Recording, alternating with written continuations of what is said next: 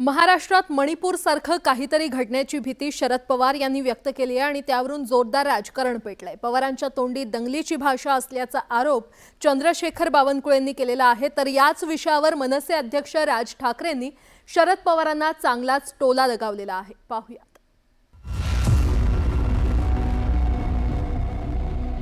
महाराष्ट्रातल्या सध्याच्या सामाजिक परिस्थितीच्या पार्श्वभूमीवर आणि मणिपूरमधल्या स्थितीवरून शरद पवार यांनी एक गंभीर भाष्य केलंय। नवी मुंबईच्या वाशीमध्ये आयोजित करण्यात आलेल्या सामाजिक ऐक्य परिषदेला शरद पवार यांनी संबोधित केलं। यावेळी बोलताना मणिपूरमध्ये जे घडलं त्यानंतर ते राज्य अस्थिर झालं, परंतु पंतप्रधानांना एकदाही तिकडे जावंसं वाटलं नाही, ते तिकडे गेले नाहीत। मोदींना मणिपूरमधल्या नागरिकांना दिलासा द्यावासा वाटला नाही। मणिपूरमध्ये घडलं तेच आता आजूबाजूच्या राज्यांमध्ये, महाराष्ट्राच्या शेजारच्या राज्यांमध्येही घडलं, कर्नाटकातही घडलं। त्यामुळे आगामी काळात महाराष्ट्रात असं काही घडेल अशी चिंता वाटू लागली। सुदैवानं महाराष्ट्राला दिशा देणारे अनेक महापुरुष होऊन गेलेत आणि त्यांच्या विधानामुळे आपलं राज्य वेगळ्या आघाड्यांवर प्रगती करत राहील असं शरद पवार म्हणाले।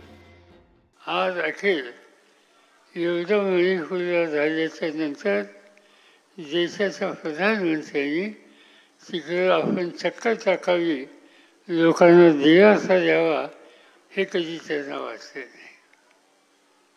हे घडलं मणिपूरमध्ये, आजूबाजूच्या राज्यातही घडलं, खाली कर्नाटकामध्ये घडलं आणि अलीकडच्या काळामध्ये महाराष्ट्रात काही घडेल का काय अशी चिंता वाटायला लागली। पवार यांच्या या वक्तव्यावर सत्ताधाऱ्यांच्याकडून जोरदार पलटवार करण्यात आलाय।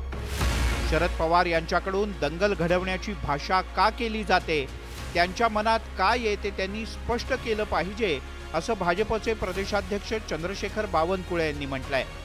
ओबीसी आणि मराठा आरक्षणाच्या मुद्द्यावर शरद पवार यांची मध्यस्थाची भूमिका गरजेची आहे, याकडेही बावनकुळे यांनी लक्ष वेधलं। मात्र ते निवडणुकांच्या तोंडावर दंगल घडवण्याची भाषा बोलू लागलेत असा त्यांचा आरोप आहे। हे काही चांगलं नाही आहे। महाराष्ट्राचं अनेक वर्ष प्रतिनिधित्व शरद पवार साहेबांनी केलं आणि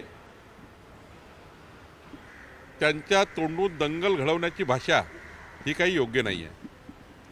महाराष्ट्राची जनता सुज्ञ आहे, महाराष्ट्राची जनता ही दंगलीपर्यंत जाईल अशी स्थिती नाही, कधी होती नाही, कधी होणार नाही। चंद्रशेखर बावनकुळे यांनी शरद पवार यांच्यावर केलेल्या टीकेची संजय राऊत यांनी खिल्ली उडवली। बावनकुळे यांनी त्या पवारांच्या टीकांवरती बावनकुळे सोडून द्यावं, बावनकुळे सांगा कामठीमध्ये काम करा। राज्यातील सध्याच्या सामाजिक स्थितीवरून राज ठाकरे यांनी त्यांच्या खास शैलीत शरद पवार यांना सल्ला दिला। मी हे पहिले एक तर स्टेटमेंट काही वाचलेलं नाही, कधी केलं त्यांनी पवार साहेबांनी हातभार लावू नये या गोष्टीला, फक्त बाकी काही नाही।